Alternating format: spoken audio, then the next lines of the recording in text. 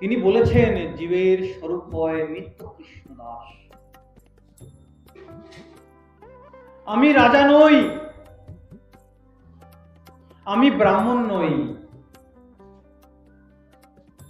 আমি প্রজা নই, না আমি ক্ষত্রিয়, না আমি বৈশ্য, না আমি শূদ্র। এইসব পরিচয়গুলো আমার নয়। তাহলে আমার কি পরিচয়? সাধুগুরু বৈষ্ণব জিজ্ঞাসা করছেন আপনাকে, কি গো তোমার স্বরূপ কি?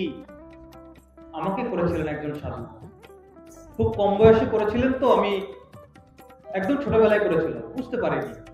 আমি বলেছি যে আমার নাম শ্যামসুন্দর গোস্বামী। উনি একটু হাসলেন, বললেন না না তুমি জেনে নাও, তোমার স্বরূপ কি তুমি জেনে নাও, তারপর আমাকে বলো, আমি 1 বছর পরে তোমার সাথে আবার দেখা হবে। এইভাবে বলে তিনি আমাদের মন্দিরের দরজা থেকে তিনি চলে গেছিলেন। তিনি ভিক্ষা চাইতে এসেছিলেন, ভিক্ষা করতে এসেছিলেন, এই বলে তিনি চলে গেছিলেন। ঠিক 1 বছর পরে আবার এসেছেন তিনি। আমি ওনাকে দেখে চিনতে পেরেছি যে হ্যাঁ, ইনি তো আমাকে এই প্রশ্নটা জিজ্ঞাসা করেছিল এক সময়। আমি বললাম ওনাকে যে আপনি তো এরকম একটা প্রশ্ন আমায় জিজ্ঞাসা করেছিলেন। তিনি বলছেন উত্তরটা কি পেয়েছো? তো মাঝখান দিয়ে আমি আমার বাবাকে জিজ্ঞাসা করেছি যে আমাকে এরকম জিজ্ঞাসা করেছে, তো এর উত্তর কি হবে? তো তারপরে ওনাকে আমি উত্তরটা বললাম যে আমি গোবিন্দ দাস, আমি কৃষ্ণ দাস, আমার অন্য কোনো পরিচয় নেই, আমি কৃষ্ণ দাস। জীবের স্বরূপ হয় নিত্য কৃষ্ণ দাস। আমার অন্য কোনো পরিচয় নেই, আমার শুধু একটাই পরিচয়, আমি কৃষ্ণ দাস। তুমি যেই হও, যত বড় জমিদারি হও না কেন, যত বড় নেতা মন্ত্রী হও না কেন, তোমার পরিচয় একটাই, তুমি নিত্য কৃষ্ণ দাস। এর উপর তোমার আর কোনো পরিচয় হতে পারে না।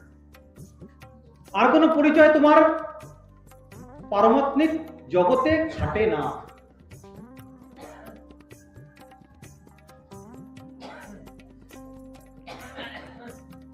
আমার মহাপ্রভু, আমার শ্রীকৃষ্ণ চৈতন্য মহাপ্রভু, তিনি অবতীর্ণ হয়ে এই যে সমাজ ব্যাপারটাকে, সমাজ ব্যবস্থাপনাকে তিনি একটা সূত্রে বন্ধন করবার, বাঁধবার চেষ্টা করছেন।